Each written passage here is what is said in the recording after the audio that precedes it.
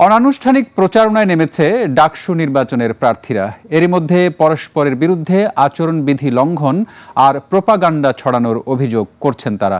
প্রশাসনের নির্বাচন ব্যবস্থাপনা নিয়েও ক্ষোভ জানিয়েছেন কোনো প্রার্থী। তবে শিক্ষার্থীদের ক্যাম্পাস ও হল ভিত্তিক সমস্যা সমাধানের অঙ্গীকার সব প্রার্থীদেরই। রাশেদ রায়হানের রিপোর্ট। ওয়ালটন এখন দেশের সীমানা পেরিয়ে পৌঁছে গিয়েছে 50টিরও বেশি দেশে। ওয়ালটন, ঘরে ঘরে বিশ্বজুড়ে। ঢাকা বিশ্ববিদ্যালয়ের কেন্দ্রীয় ছাত্র সংসদ ডাকসু নির্বাচনের প্রচার শুরু হবে 26 আগস্ট থেকে। তার আগেই প্রার্থীরা সাধারণ শিক্ষার্থীদের সঙ্গে মতবিনিময় শুরু করেছেন, যাচ্ছেন হলে হলে, করছেন জনসংযোগ।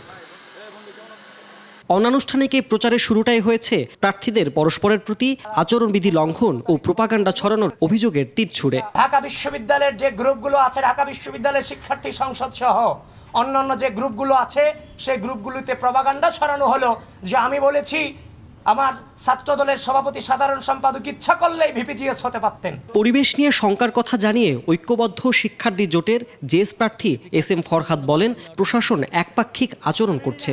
আমরা আসলে শঙ্কিত, ডাকসু নিয়ে আমরা আসলে শঙ্কিত, প্রশাসন খুবই একপাক্ষিক আচরণ করছে। জুলাইয়ের আকাঙ্ক্ষার প্রতিচ্ছবি তফসিলে থাকবে জানিয়ে ঐক্যবদ্ধ শিক্ষার্থী জোটের ভিপি প্রার্থী সাদিক কায়েম অঙ্গীকার করেন শিক্ষার্থীদের কল্যাণে কাজ করে যাওয়ার। একদিনে পারবো না, এটা একটা দীর্ঘমেয়াদী প্ল্যান থাকবে, একটা শর্ট মেয়াদী প্ল্যান থাকবে।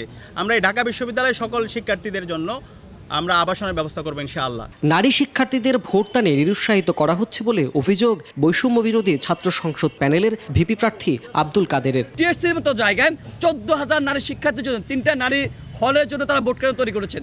ভোট দানের ক্ষেত্রে শিক্ষার্থীদের হল কার্ডের পরিবর্তে বিশ্ববিদ্যালয়ের কার্ড ব্যবহারের ব্যবস্থার দাবি জানান স্বতন্ত্র শিক্ষার্থী প্যানেলের ভিপি প্রার্থী উমামা ফাতেমা। ঢাকা বিশ্ববিদ্যালয়ে সেই একই হল কার্ড রিনিউর প্রসেসের মধ্য দিয়ে ভোট দেওয়ার ব্যবস্থাটি না রেখে অন্য পদ্ধতি অবলম্বন করা হোক।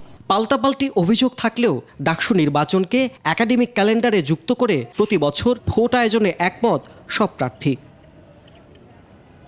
রাশেদ রায়হান, 21 টেলিভিশন, ঢাকা।